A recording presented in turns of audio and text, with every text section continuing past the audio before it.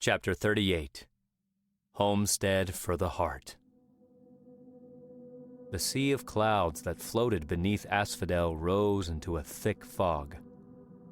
The clouds passed across the square where the crowd waited at the wooden stage built at the far end of the square. Two wooden posts held a sharpened blade high in the air, waiting for its only victim. A guillotine for the declared traitor of the world between worlds. Sim sat on the floor of his prison cell with his head hung and his eyes closed. He listened to the people talking outside the cell. A man opened the cell door. Sim looked up to see Otto enter. The door closed behind him and was locked from the outside. Otto stood silently for a moment, looking down at Sim in his torn clothes. I didn't mean for it to end like this, kid, said Otto, sitting down on the floor across from him with his back to the wall. You knew what you were doing, Sim replied. I only wanted answers, same as you. I could hardly sleep anymore trying to come up with ways to get home. If I had my way, I'd let you live the rest of your life in here. Otto brushed his hand through the dirt on the floor. Sim stayed quiet. He felt finished speaking about this with Otto. You remember the day Erlen asked me to help him? We were down at the boarding house, playing that stupid game with the black and white stones. I forget the name of it. Go, said Sim, still looking at the ground. I'll leave when I have my say, Otto replied.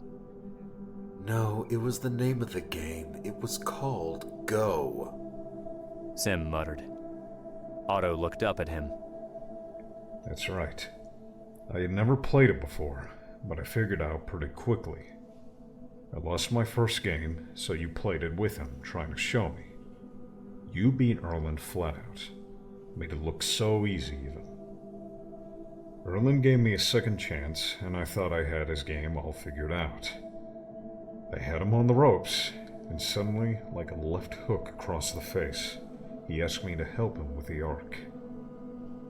I lost my focus, and he won the game. I was so mad that he had won by distracting me, that I hated you somehow for beating him. A kid, only 20 years old, while I never could. Open-mindedness. You could never beat him because you focused too hard on the game. He always taught Arya and me not to focus on our goals too hard. That's what I always hated about you. Otto replied. You knew him better than I did. I guess that's why I always felt jealous of you. Jealous? I find that hard to believe. Well, only for the first few months. After a while, I started to like you. I appreciated that you had more bravery than I did. Then, I read that journal, and it all came flooding back. I found out you were never brave, just selfish. Otto's voice rang with annoyance. Cowards always hide with the herd, Sim replied with a calm tone. Otto glared at him. I had my family to think about. My daughters, my wife. I made my choice because of the very thought of my youngest daughter believing I never loved her before I disappeared haunts me every night. I was stuck in my own prison, only to find out you were holding the keys to my release. You were the one keeping me here. Otto stood up from the floor and knocked on the cellar door.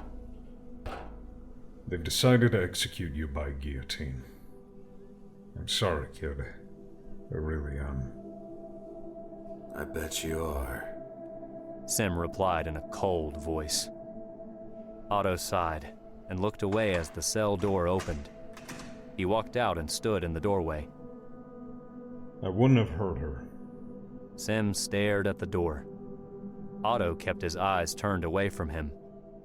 Allie, I wouldn't have hurt her. I hope you know that. I cared for her too, kid. I just said everything in hopes the threat would scare a confession out of you. Had the moment come, I would have stuck out my own neck to save her from everyone else. But you made your choice, the same way I've made mine. I'm glad she's home, by the way. Away from all of this. I just wish it had been me. Otto nodded to the man standing behind the door. The man handed Otto a set of folded clothes. He threw them down on the floor in front of Sim. A clean white shirt, one of his brown vests, and a pair of his blue jeans. Put those on. I bargained with them to at least give you some decent clothes to wear. The cell door closed as Otto walked away. Sim sat alone once more in his cell. He stood up and gazed out the window, watching the fog begin to dissipate, sinking back down below the Alpha District. You guys ready? Asked Allie as they stood in the alleyway near the watchmaker's shop close to the square. Oliver nodded, along with Zane, Leo, Roz, Merek, and Vila. Vila held Dublin on a leash as Chris took a deep breath. You okay, Chris? Oui. I mean, yes. I just don't know if I can shoot that far. Chris replied, practicing his English. I have faith in you. Allie replied. Allie's smile clearly helped ease his worry. Chris nodded and gripped his longbow tightly. Roz spoke up. You know there's no guarantee, though. I know, Allie raised her hand to quiet him. but we have no other choice. If I was one of them, I know I would. So, let's just pray they are as predictable as we think they are. Leo rubbed his hands together, chilled by the cool, foggy air. Vila smiled at him nervously as Oliver messed anxiously with his hair. All right. Remember, don't do anything until I give the signal. Signal? What signal? The crowd started to cheer. Allie put her red jacket hood up and looked around the corner out of the alleyway. Everyone was applauding Sim's arrival for his execution. He's here. Let's hurry and get to where we need to be, said Allie, hurrying out from the alleyway with Oliver following right behind her. Zane threw his hands up in confusion. What signal? I guess we'll know it when we see it, said Leo. Zane shook his head and turned around to climb up the ladder to the roof behind him. Leo followed right behind him. Roz, Vila, and Merek exited the alleyway and hurried down the street to the watchmaker's shop. Allie cautiously made her way down the street toward the crowd. The crowd kept their backs to her as she blended in with Oliver behind her. She felt her fear starting to tug at her again. She knew it wasn't the crowd that was getting to her, but the thought of failing. Allie pushed back her doubts and worries. She had come this far. She wasn't going to back down now, not while Sim's life and that of their friends rested in her hands. Allie took a deep breath and looked over at Oliver. You ready? He saved my life. Now it's time I return the favor, said Oliver. Oliver walked away and moved around the outer edge of the crowd. Allie began pushing her way further through the crowd. People shouted in her ears left and right, shaking their fists in the air with a rhythmic chant. Allie kept her head low, trying not to be noticed. The mob booed all at once. Allie looked up toward the stage. Sim stepped out from the back of a black car with his hands cuffed behind him. He didn't acknowledge the crowd. Allie knew he had put his mask on. The same one he wore when he had first met her. Cold, uncaring, and blank. A face which showed no emotion. Only Allie knew how he deeply felt inside. The crowd continued to boo and shout insults at him as Sim climbed the steps of the stage. A man threw a tomato at him, hitting him across the face. Sim kept his eyes cast down as tomato juice ran down his cheek. Allie's heart ached watching him, hated and ridiculed by the angry crowd. He had risked his life to save the people around him, and now they were going to end his. Oliver stood near the edge of the stage, watching the crowd. Zane and Leo stood on the roof across the street from Vila, Roz, and Merek. They kept low to the roof wall, trying not to be seen from below with Dublin's tail wagging above the wall. Zane connected the small red box in his hand with a switch attached to the wires on the roof floor. You know what you're doing, right? Asked Leo. Oh, yeah. Yeah, I mean, for the most part. For the most part?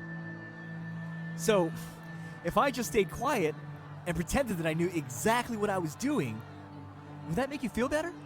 Asked Zane without looking at him. Leo swallowed and gazed back out to the crowd. The air was cold, but he was starting to sweat. Chris opened the double windows facing out toward the stage in the square from his position below Zane and Leo. He looked down at the crowd, realizing with dread that the distance between the stage and the window was a lot further than he had expected. Can you shoot a fish in a barrel, he asks? Not from this far, I can't. Chris mumbled to himself, mocking Sim's voice in a fake English accent. He placed his quiver down on the floor and notched an arrow into the string of his bow. Otto followed Sim up the steps of the stage. He stood behind Sim with a pained expression. He couldn't bear to stand close to him. Allie watched as a man dressed in a suit stepped forward to face the crowd. The man in the suit stared at the paper on his clipboard and read it aloud for the crowd. Everyone fell silent. You have been charged with withholding information from the people of Asphodel and have been accused of treason in the highest degree. You have been found guilty and will be executed by popular demand. Do you have any last words? Sim looked out at the crowd. The guard held his cuffs and shoulder. Sim scanned the crowd. He didn't need to say anything. Everyone could read the sorrow in his blue and brown eyes. He was sorry, but not for himself.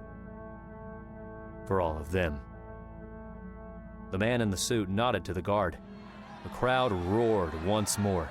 The guard pulled Sim back from the crowd and over to the stock. The executioner unlocked the wooden bar and slid it up. Sim knelt and placed his head down between the two wooden bars. The guard lowered the bar down around his neck and clamped the lock around the bar. He backed away down the steps at the far side of the stage.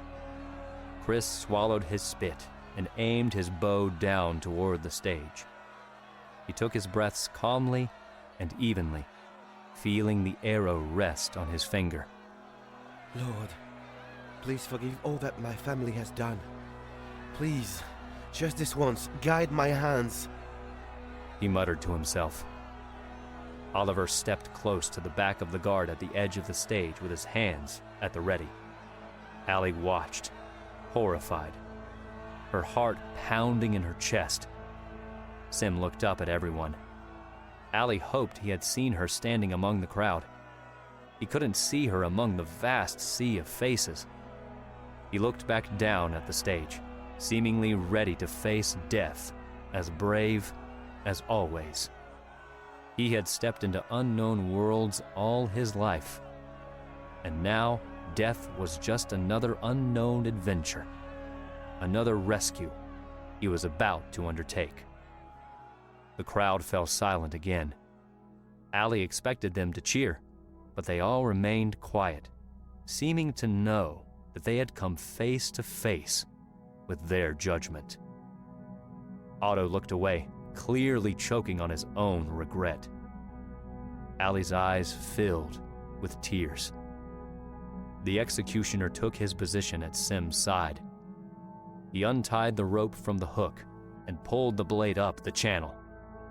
The blade knocked against the wood as it rose. Sim drew in a last, deep breath. Time began to crawl. Allie's eyes widened. She pulled her hood back. She breathed in, filling her lungs, her voice ready to cry out across worlds as she shouted. Sam! Her voice echoed through the silent square. Everyone gasped. The crowd jumped away from Allie in shock. Sim looked up. He couldn't believe his eyes. Otto's heart skipped a beat as he stared at Allie, petrified. The executioner let go of the rope. Chris released his arrow. The arrow flew from the window, over the heads of the crowd. It wobbled in the thin, foggy air, spiraling toward the stage. The blade plummeted down the track, destined to reach the bottom beyond Sim's neck. Oliver reached forward and pulled at the keys on the guard's belt in front of him. The guard turned around and shouted at him. The arrow buried itself an inch deep into the wood track that held the blade. The blade stopped a quarter down the track, bouncing against the metal arrowhead. Time continued to flow in fluid motion, sparing the arrow from its hindering grasp. Asphodel still seemed to favor its selfless savior. Chris let out a sigh of relief. No! Shouted Leo. Zane turned the switch in his hand. The building next to them erupted into flames. The shock and thunder rolled out across the square. The building creaked and began to topple, billowing dust and debris over the crowd. Otto fell onto the stage as the ground shook beneath him. The crowd screamed and began to flee in panic. Oliver planted his fist into the guard's nose. The guard fell back onto the stairs. Oliver unbuckled the keys from the guard's belt. Allie pushed her way up through the rushing river of people running for their lives. She had to get to the stage. Now! All teams, move it! Raj shouted over the radio. The small group of Raz's soldiers moved in from every street around the square. They pushed their way through the crowd toward the stage. Allie hopped onto the stage. No one tried to stop her. She looked over to Oliver as he threw her the keys. Allie tied the rope attached to the blade taut onto the hook. She knelt to open the lock. She lifted the bar up, releasing Sim. She unlocked the handcuffs and dropped the keys onto the stage. Sim turned around and wrapped his arms around her. She buried her face in his chest and wept. He put his hands on her cheeks and kissed her on the lips. Allie continued to hold him, determined to never let him go again. She stepped back and gazed up at him. I thought I'd never see you again. He said to her, his own eyes watering. How did you... When we first met, standing on the balcony, you promised you would get me home. But you don't know me half as well as you think you do. Sim sniffed, staring into her amber eyes. Allie grasped both of his hands. I already have a home. Being here with you. This is my home. Sim leaned in and kissed her again, feeling her tears wet his cheeks. Otto stood up from the stage. He looked at Allie in shock. He gazed around at the crowd, seeing the soldiers moving in toward the stage. He watched Sim and Allie share their reunion as he backed away slowly. Sim and Allie looked over to see him starting to run down the stairs from the stage. He ran up the street, away from the fleeing crowd on his own. Oh no, said Sim with a sinking feeling as he watched Otto run away. We have to stop him. Sim tugged on Allie's hand, pulling her along as they ran after Otto. He was heading back to the house. Chapter 39. A reunion short-lived. Otto slammed his shoulder into the charred, broken wooden door to the house. He ran past the fallen chandelier to the stairs leading to the basement. Otto lifted the desk back up into place and put the broken computer screen back on top. He picked up the keyboard and plugged it into the terminal. He started mashing frantically on the keys. Sim hurried in through the front door and down the stairs with Allie right behind him. The computer illuminated Otto's face as he glanced over to see Sim coming down the stairs. He pulled the drawer of his desk open and removed the revolver he had hidden away inside. He pointed it at Sim as he reached the landing. Otto, stop! Just stay right there, kid. Allie stopped on the stairs, watching in frozen terror. Otto typed on the computer with his free hand. It's broken, Otto! Erland said it himself! It's useless now! Shouted Sim, putting his hands up near his chest. Erland's dead! If she's back, that means this thing still works! Shouted Otto, stepping away from the computer. It was only for one trip. We have to find another way! No! I'm going home, kid! Sim stepped toward him cautiously. The arc rings began to spin and grind. The usual humming and buzzing of the arc was now a sickly sputtering and groaning. My family needs me, kid. All I ever wanted was a chance to see them again. And I will take whatever chance I get. As a father, my family comes first! Sim continued to walk toward him, his hair blowing in the breeze from the arc. I know. But you have another family. Allie stepped down from the stairs, her hands raised. We're your family too, said Sim as the arc started to glow. Don't we matter? I can't stay here anymore, said Otto, backing up. Sim moved forward, knowing Otto wouldn't shoot him. We'll get you back. I promise. Save it, kid. Everyone else may believe your false promises, but I know you never intend to keep them. If this is my only chance to go home, I'm taking it! The blinding aura of the arc started to grow. Sim rushed toward him, trying to stop him from stepping back any further.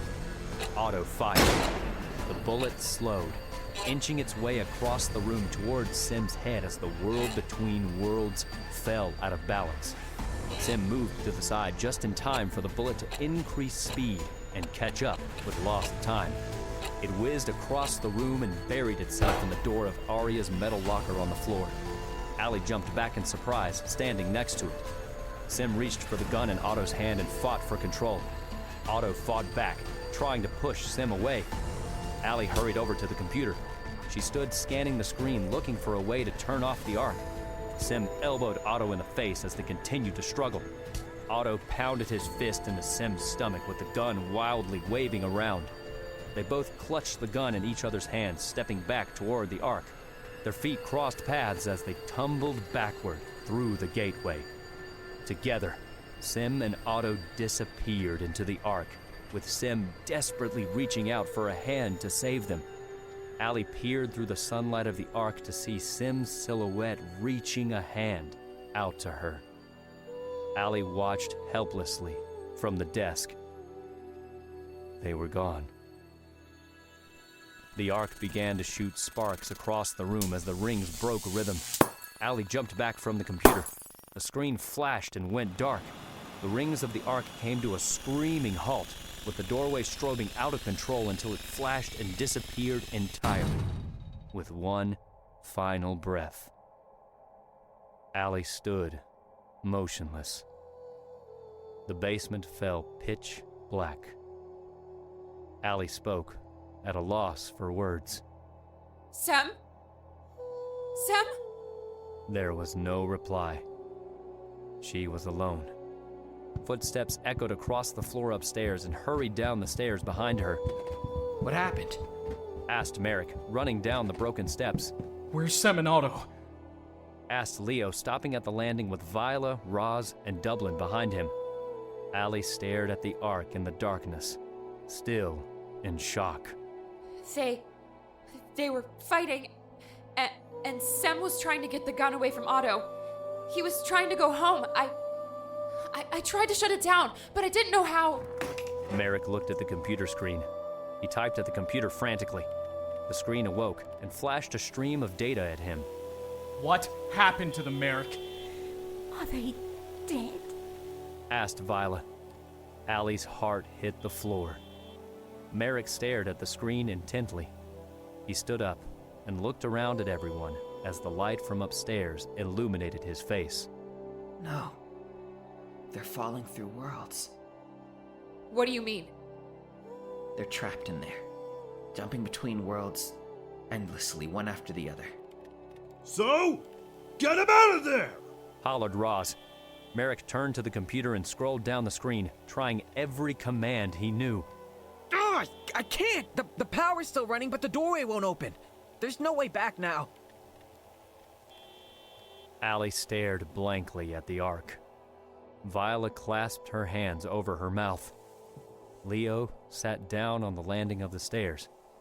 Roz stood speechless, for once. Allie peered through the darkness at the Ark. The doorway between worlds now slept, crippled and lifeless, imprisoning its two guardians within. Allie turned towards Merek. Where are the plans for the Ark? Sem had me hide them along with all the other books before the house burned, said Leo. Merek looked at her. Everyone did. Allie took a shallow breath. Why? Allie gazed back at everyone. She spoke with an unrelenting voice and expression. I'm going after them.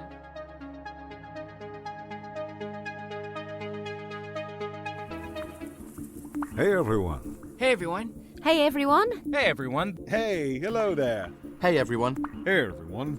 This is Logan Wager, the voice of Otto. Hey, everyone. This is Carl G. Brooks, the voice of Sem. Hey everyone, this is Abigail, the voice of Allie. Hello everyone, this is Luke McKeel, the voice of your narrator. Hey everyone, this is T.S. Wieland, the writer, creator, and developer of Sem and Allie Adventures.